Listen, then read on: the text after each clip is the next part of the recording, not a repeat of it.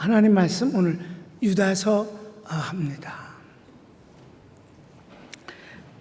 유다서 다음은 요한계시록인데, 요한계시록을 하기 전에 재림론과 요한계시록은 주일날로 옮겨서 하겠습니다. 그래서 수요일날은 앞으로 다른 성경을 이제 공부하도록 합니다. 유다서에 대해서는 총론을 하는데, 총론을 이 편지를 기록한 연대나 장소 이런 거는 불분명해요. 그런데 저자는 우리가 좀 공부를 해둘 필요가 있다고 생각해요. 총론 중에 저자가 누굴까? 물론 유다서니까 유다죠. 그 유다가 누구냐가 중요한데, 성경에 나오는 유다는 아주 안 좋은 가룟 유다부터 시작해서 유다가 여러 명이에요. 근데 이 유다는 1번 예수님의 동생 유다입니다. 예수님의 동생입니다. 자신이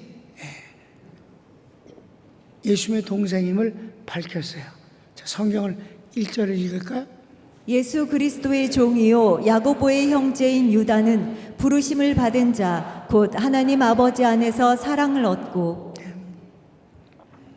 여기서 유다도 그렇고 야고보도 그렇고 아주 잘 배운 게 있어요. 나 예수님과 어떤 관계다 하는 거를 한마디도 하지 않는다는 거예요. 나 예수님 동생이야, 그렇게 말하지 않았어요. 야고보도 그런 말 하지 않았고 유다도 말하지 않았어요. 그럼 여기서 유다가 예수님의 동생인지를 어떻게 알았을까요? 야고보의 형제라고 그랬거든. 근데 야고보의 형제라는 것을 여기서 아주 지목해서 어떤 야고보라고 하지 않고 그냥 야고보라고 했어도 그때 당시 야고보가 누군지는 다 알고 있어요. 왜? 가로치고 2번을 보면 알 수 있습니다. 시작. 야고보서의 저자이며 예루살렘 교회 담임 목사인 야고보의 막내 동생으로 보입니다. 야고보는 늦게 사도 가운데 들어왔지만은 예루살렘 교회 총감독이에요. 담임 목사입니다. 그러면 유대인들이 전 세계에 흩어져서 개척교회를 세우고 복음을 전하고 하는데, 언제나 그네들의 고향은, 마음의 고향은, 신앙의 고향은 예루살렘 교회입니다. 그런데 그 예루살렘 교회의 담임 목사인 이 야고보는 그때 당시 베드로도 다 예루살렘에 있었고 그 외 사도들도 예루살렘에 있는데도 불구하고 이 야고보가 담임 목사가 됐다는 말은 그만큼 예수님의 동생이기 때문에 그걸 이용해서 그 자리를 차지한 건 아니에요. 그가 그만한 능력이 있었다 하는 것을. 특별히 사도 바울이 첫 번째 이방인 교회에 가서 교회를 개척하고 목회하다가 율법과 복음의 문제가 생겼을 때, 특별히 예루살렘에 있는 교회 교인들이 와서 그 문제를 갖고 요구했을 때, 사도 바울이 이 문제를 본인이 그들과 논쟁함으로 이기려고 하지 아니하고 예루살렘 총회에, 예루살렘 교회에 이 문제를 의뢰했어요. 이걸 처리해달라. 그랬을 때 베드로와 야고보가, 특별히 야고보가 일어나서 이방인에게 절대 율법의 멍에를 씌우지 말라 라고 최종 결정을 내리는 것을 선포합니다. 그러니까 이런 내용을 통해서 이제 사도행전 15장에서 나오는 얘기인데, 그걸 통해서 보면 이 야고보가 그냥 예수님의 동생이기 때문에 그런 일을 맡은 게 아니라 그의 영적 권위와 실력이 그 일을 맡기에 좋겠다는 사실이에요. 그렇지만 이 야고보가 당신이 예수님의 동생이란 말을 단 한 번도 한 적이 없습니다. 이 유다도 예수님의 동생이라고 말하지 아니하고 야고보의 형제다라고 하므로 야고보의 동생이구나, 예수님의 동생이 맞네라고 했어요.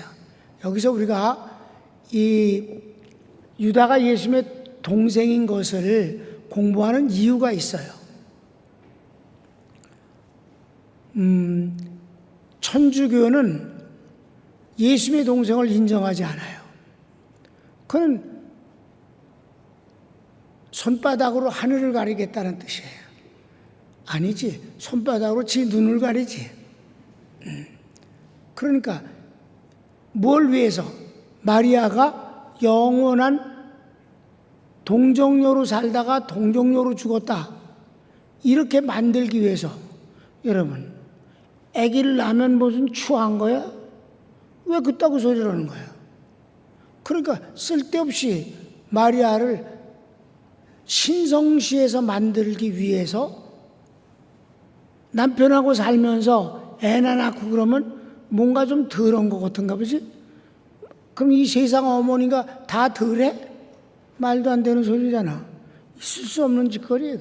그래서 마리아를 본받아서 천주교는 수녀들이 시집을 안 가는 거예요. 그러니까 여러분, 천주교에서 이 마리아가 애를 잔뜩 낳는데도 불구하고 애를 얼마나 많이 낳는지 숫자를 알 수도 없어요. 성경을 한번 읽어보면 알 수 있어. 근데 쓸데없는 동정녀 마리아에 애자 갖고 쓸데없이 수녀들을 그냥 평생 생 처녀로 다 살다 죽게 만드는, 이건 있을 수 없는 일이에요. 근데 또 우리 개신교는 천주교가 그렇게 마리아 숭배가 심하니까 반대로 예수님만 많이 이렇게 하다 보니까 예수님의 가족에 대해서 또 마리아에 대해서조차도 이렇게 약간 가리우는 듯한 분위기가 있다, 이 말이에요. 그럴 필요도 없는 거예요. 마리아는 하나님의 은혜를 받은 사람이며 예수님을 낳아준 어머님의 틀림없습니다. 그런 귀한 여자예요.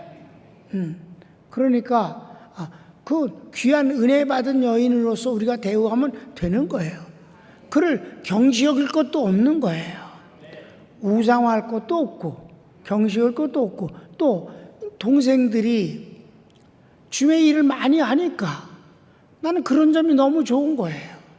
예수님의 동생들이 구원받지도 못했다, 믿지도 않는다, 이거 슬픈 일이에요. 부끄러운 일입니다. 예수님의 동생들이 다 주님을 잘 믿고 섬긴 귀한 주의 종이 됐다는 것은 아주 좋은 일 아니겠어요? 그럼 그런 것은 필요한 것이라서 내가 유다서를 하면서, 야고보는 잘 아니까 내가 야고보서 할 땐 자세히 안 했지만, 유다는 이 사람은 잘 안 나타나는 사람이니까 그래도 예수님의 막내 동생으로 우리가 보는 거예요.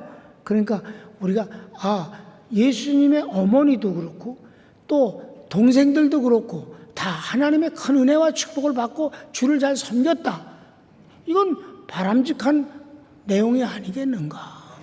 여러분, 담임 목사가 이렇게 말하는 게 합리적이지 않습니까? 그래요. 여러분이 아멘 그러니까 내가 옳은 것 같아서 기분이 좀 좋아요. 성경을 마태복음 13장 보면 이제 우리가 그가 막내 동생이지 않겠나, 시작. 이는 그 목수의 아들이 아니냐? 그 어머니는 마리아, 그 형제들은 야고보, 요셉, 시몬, 유다라 하지 않느냐? 유다가 여기 맨 마지막에 나와서 그래서 막내 아들이 아니겠. 그 아들만 4명이고, 그리고 그 뒤 보면 그 동생이 저 누나들, 여자들이 다 여기서 우리가 다 알고 있는데, 그러니까 마리아가 애 막 한 10명 낳았다고 생각하면 거의 맞을 것 같아. 근데 그 성경 시대 때는 여자를 이렇게 중요하게 딱딱 이렇게 하지 않았기 때문에 몇 명이 누구라는 것을 쓰지 않았어요. 아쉽지만 어쩔 수 없어요. 자, 3번. 예수님 부활 이전에는 믿지 않았습니다. 형제들이 예수님 부활 전에는 믿지 않았어요. 이게 오히려 복음적인 것은, 여러분, 예수님이 인자로 오셨을 때 형제들이 예수님이 육신의 혈육의 도움을 받아서 일을 하는 것으로 보면 안 좋아요. 예수님은 홀로 하셨어야 돼요. 아멘.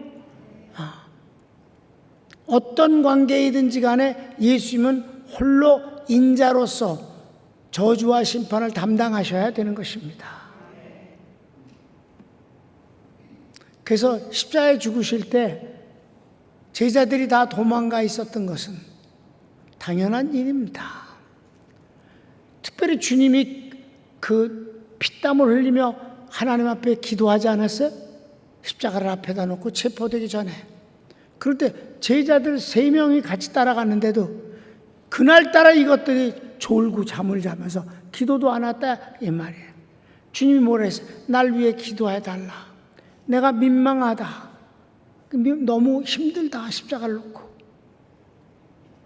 그런데 제자들은 기도 하나도 안 했어요. 왜? 주님은 혼자 담당하셔야 돼요. 그런데 혈육들이 도와주면 이건 뭔가 이상스러운 거예요. 주님은 홀로 모든 구원을 값을 지불하셔야 되기 때문이다. 그래서 엄마까지도 마리아조차도 예수님을 미쳤다고 생각해갖고 자식들을 다른 형제들을 데리고 와서 예수님을 집으로 데려가려고 그랬었단 말이에요. 그 형제들이 예수께 이르되 당신이 행하는 일을 제자들도 보게 여기를 떠나 유대로 가소서. 이게 무슨 말이에요? 당신 유명해지고 싶어 하면서 정치적 메시아가 되고 싶어 하잖아. 그러면 여기서 절기가 돼서 세계에서 유대인들이 많이 왔는데 그럼 예루살렘 가서 막 크게 외쳐야지. 여기 그냥 집에 있으면 뭐해? 이러면서 빈정거렸다 이 말이에요. 계속 스스로 나타나기를 구하면서 묻혀서 일하는 사람이 없나니 이 일을 행하려 하거든 자신을 세상에 나타내소서 하니 이는 그 형제들까지도 예수를 믿지 아니함이러라. 예수께서 이르시되 내 때는 아직 이르지 아니하였거니와 너희 때는 늘 준비되어 있느니라. 세상이 너희를 미워하지 아니하되 나를 미워하나니 이는 내가 세상의 일들을 악하다고 증언함이라.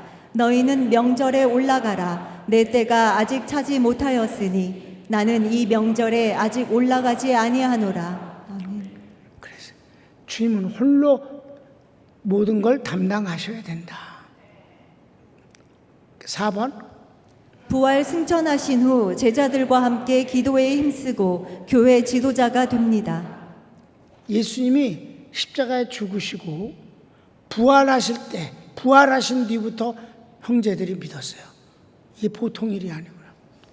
예수님이 십자가에 죽으실 때도 어마어마한 그 자연적 현상이 일어났거니와 분명히 죽어서 장례 치렀는데 주님이 부활하셔서 나타나시고 저희들을 만나주셨을 때 그때부터 믿게 되었다 이 말이에요. 왜? 이제 예수님이 하실 일이 끝났으니까.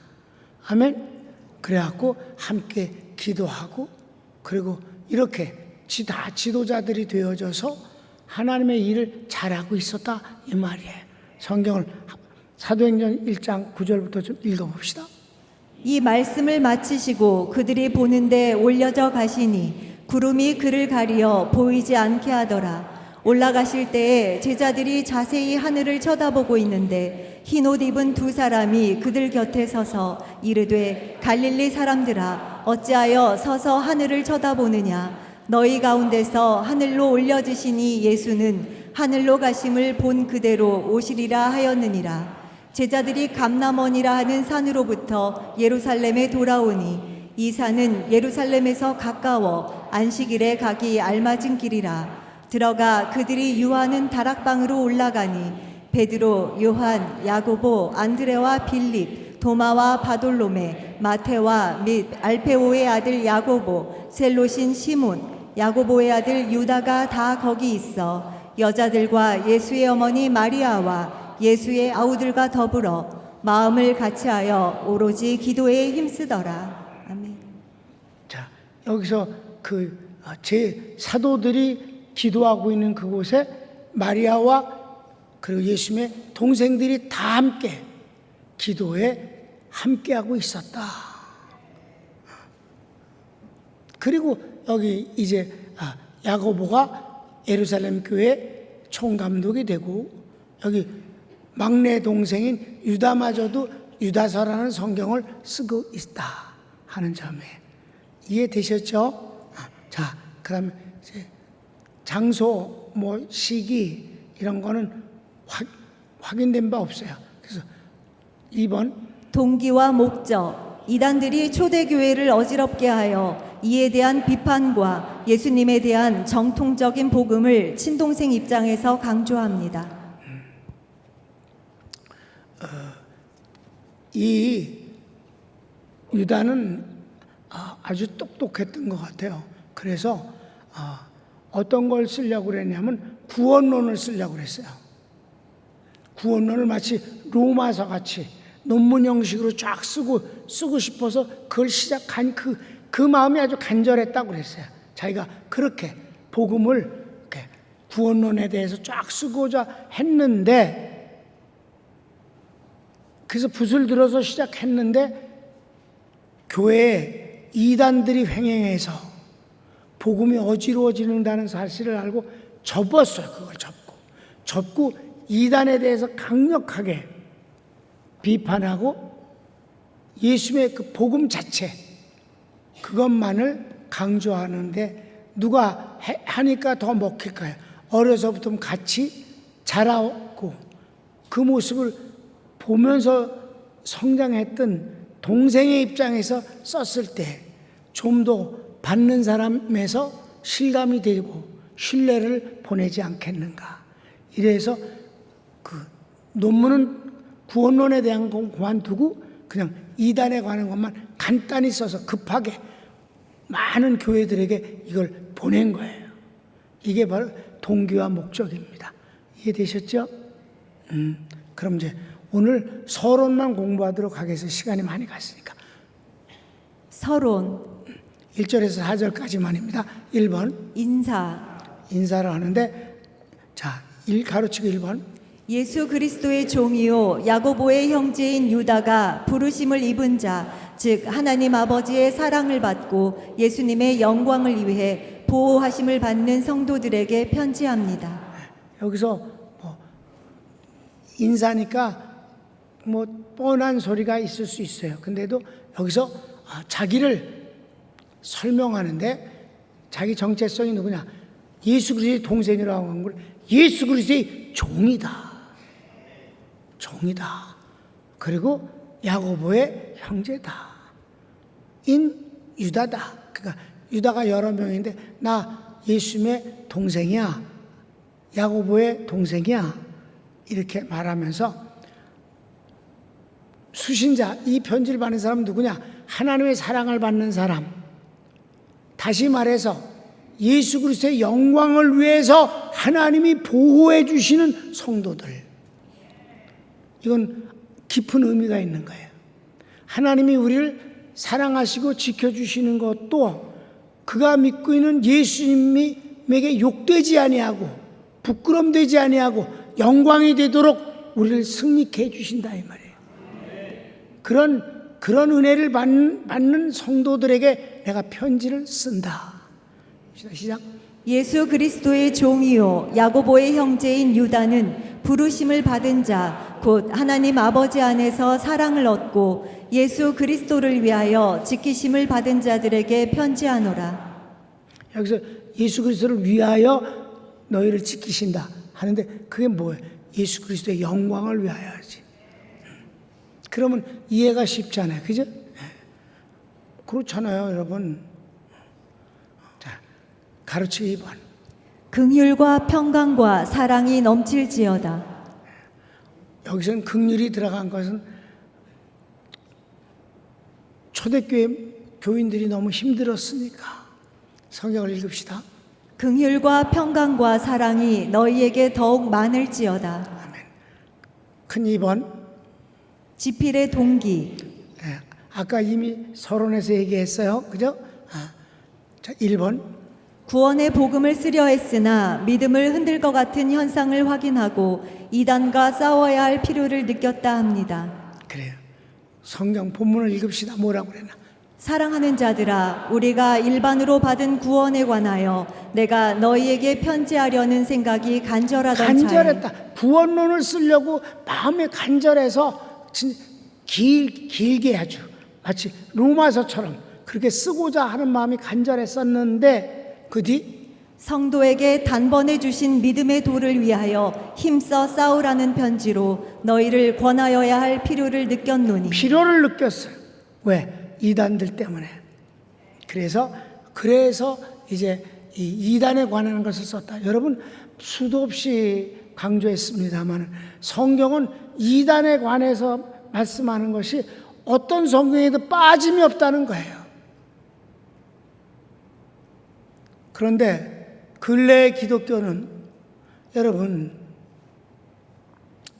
루터가 종교개혁을 일으킬 때 천주교는 95개의 항목이 비성경적이고 반성경적이기 때문에 그것 때문에 싸웠습니다.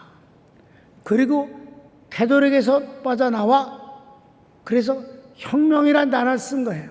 그래서 프로테스탄트라는 바로 이 개신교를 만들게 된 것입니다.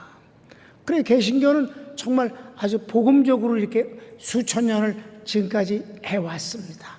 잘했어요. 그런데 지금 천주교는 95개가 아니라 그들이 갖고 있는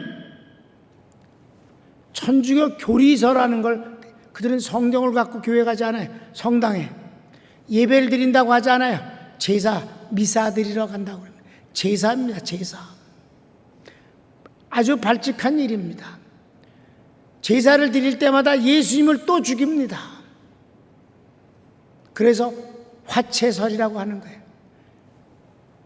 그들이 나누어 주는 떡은 방금 또 죽으신 예수님의 살이라고 하는 것이에요. 여러분, 예수님은 다 같이 단번에 완전히 영원히 구원을 완성하신 것입니다. 그분은 2번 돌아가시면 안 되는 것입니다. 그게 히브리서의 주제올시다. 히브리인들이 잘못 믿은 거에 대해서 강조하기 위해서 한 것이 단번에 완전히 영원히 구원이 완성된 것이다. 그런데 지금 천주교에서 여전히 예수님을 매번 그들은 제사를 지내니까 제사에는 뭐가 필요해? 제물이 필요해. 예수님이 언제나 제물이 되시는 거예요. 그들은 교리서에 있습니다. 사제란 뭐예요? 프리스트, 제사장이요. 제사를 지내는 사제가 이 제사를 지낼 때마다 하나님 앞에 예수님을 제물로 요구하면 하나님은 10,000번, 1,000,000번 보내주신다. 말도 안 되는 소리예요. 이건 기독교가 아니에요. 그따구 짓을 한다 이 말이에요. 마리아 얘기를 아까 했는데 그네들은 마리아를 숭배합니다. 경배보다 숭배가 더 높아요. 예수님께는 경배, 마리아에게는 숭배. 왜 그럴까? 예수님은 하나님이시다. 맞는 말이야. 그래 안 그래요? 마리아는 예수님의 어머니다. 맞는 말이야. 고로 마리아는 하나님의 어머니다. 잡놈들이야. 마리아는. 세 번째가 잡놈이야.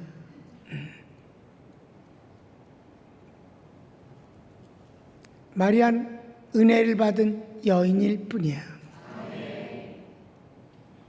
그러니까 예수님에겐 경배, 마리아에겐 숭배. 그래서 천주교 가면 언제나 마리아상이 있고 그 앞에서 기도해요. 마리아를 향해서.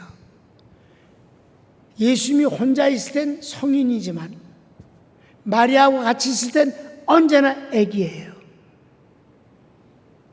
마리아 숭배 때문에. 기독교가 아니에요. 우상 숭배 옷이다.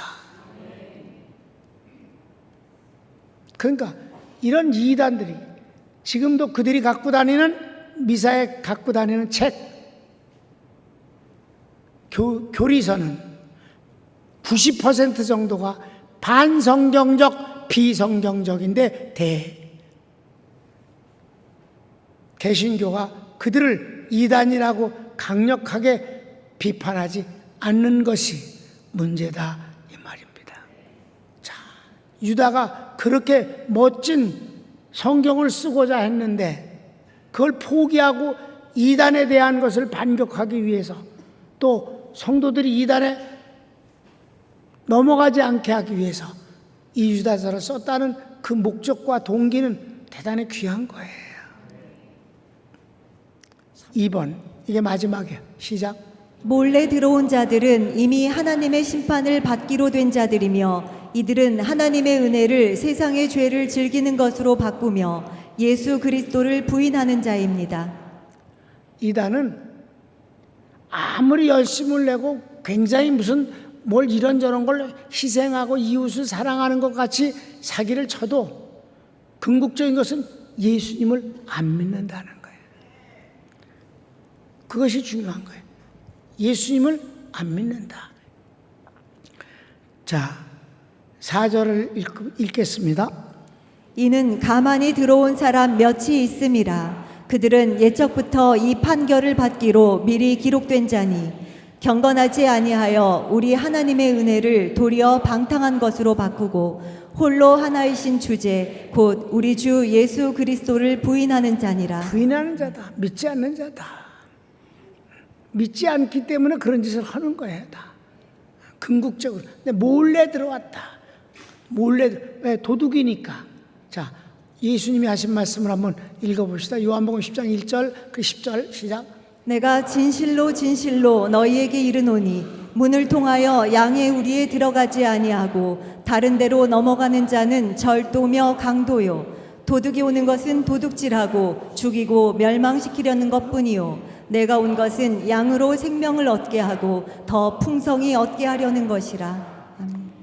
목적이 달라요. 예수님은 성도를 구원하고 은혜와 축복을 주시고 아름답게 살기를 원하시는 분인데 도둑놈은 지 욕심을 차리기 위해서 도둑질을 하는 것이다. 손을 모읍시다.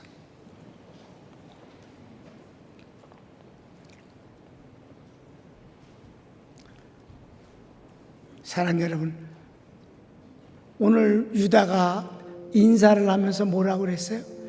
하나님이 사랑하는 사람, 곧 예수님의 영광을 위해서 보호하심과 축복하심을 받는 너희들에게 편지하노니. 여러분, 여러분에게는 주님의 영광이 곁들여져 있어요. 하나님이 예수님을 생각해서라도 우리를 돌보아 주신다는 거예요.